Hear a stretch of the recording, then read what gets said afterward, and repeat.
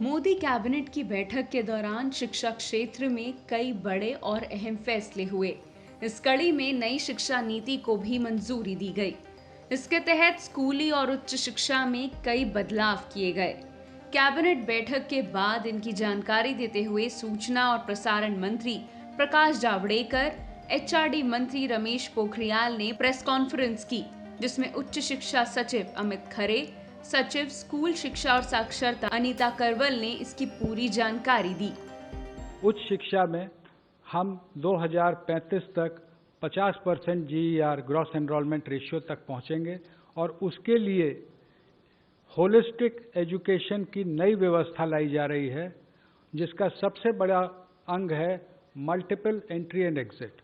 Multiple entry and exit system में ये रहेगा कि 1 साल के बाद सर्टिफिकेट, 2 साल के बाद डिप्लोमा, 3 या 4 साल के बाद डिग्री, यानी और multiple entry through academic bank of credit, जो नीचे बुलेट है कि मेरे जो क्रेडिट फर्स्ट ईयर के हैं, सेकेंड ईयर के हैं, जैसे बैंक के सेविंग अकाउंट होते हैं वैसे ही एकेडमिक क्रेडिट में डिजी लॉकर हमारे वहाँ पर क्रेडिट रहेंगे।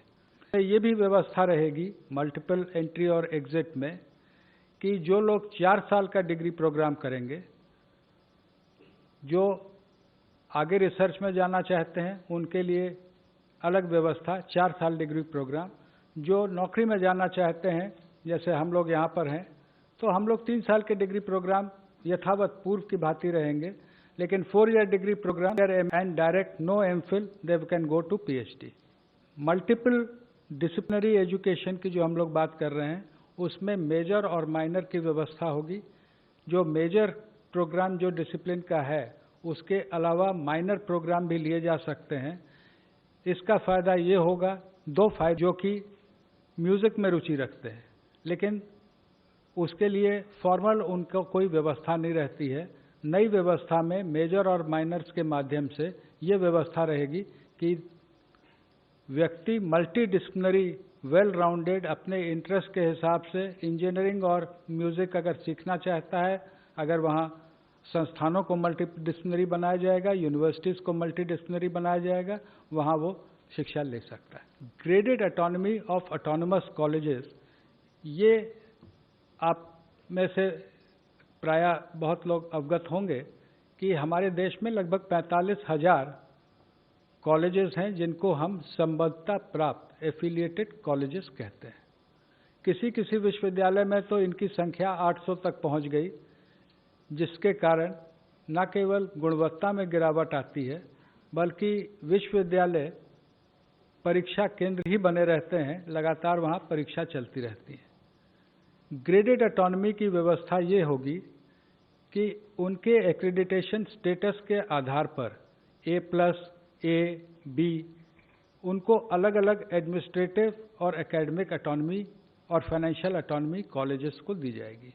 जो A+ हैं वो ज़्यादा ऑटोनॉमी पाएंगे, A वाले उससे कम, और B ग्रेड में जो रहेंगे उनको कहा जाएगा कि आप अपने आप में सुधार लाएं, तब आपको आगे इसमें व्यवस्था की जाएगी।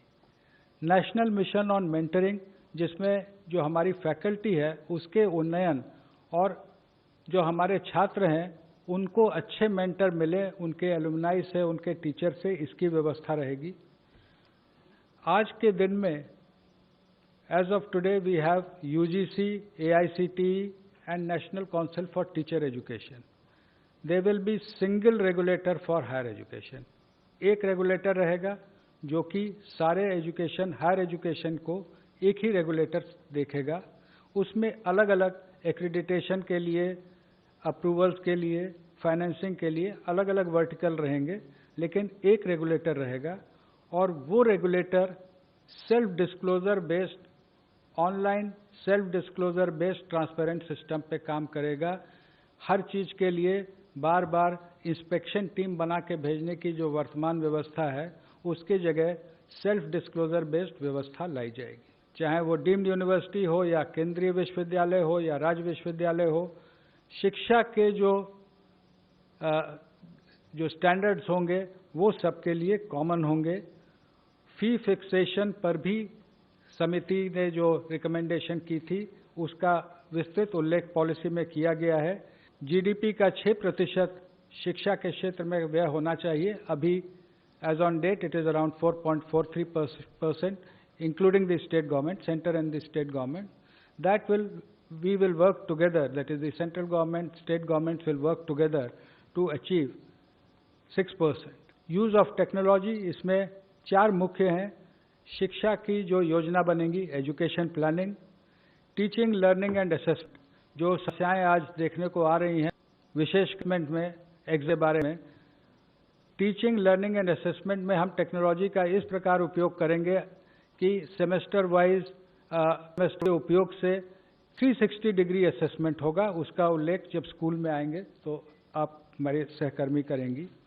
मैंने पहले भी कहा, access to the disadvantage could be economical, disadvantage could also be due to differently abled persons. उनके बारे में भी विशेष उल्लेख है कि दिव्यांगजनों के लिए टेक्निक का और टेक्नोलॉजी का उपयोग कर हम उनको शिक्षा में आगे बढ़ाएंगे। लेकिन इस बार जो है वो early childhood care and education के लिए एक पूरा करिकुलम बनाने की बात है। और करिकुलम के अलावा यूनिवर्सलाइजेशन, जो सस्टेनेबल डेवलपमेंट गोल्स में भी जो लिखा हुआ है, तो इस शिक्षा को जो पूर्व प्राथमिक शिक्षा होती है उसकी यूनिवर्सलाइजेशन की बात की गई है। इसका जो करिकुलम है वो एनसीईआरटी के द्वारा डेवलप होगा और 3 से 6 वर्ष के जो बच्चे हैं, जो आंगनवाड़ी में भी पढ़ते हैं, कुछ बच्चे प्री स्कूल में भी पढ़ते हैं, उन दोनों सिस्टम्स को 2030 तक, जो हमारे बच्चे आउट ऑफ स्कूल हैं, वो हर एक बच्चे को हमें वापस लाना है। इसके साथ ही मानव संसाधन विकास मंत्रालय का नाम बदलकर बुधवार को शिक्षा मंत्रालय कर दिया गया है।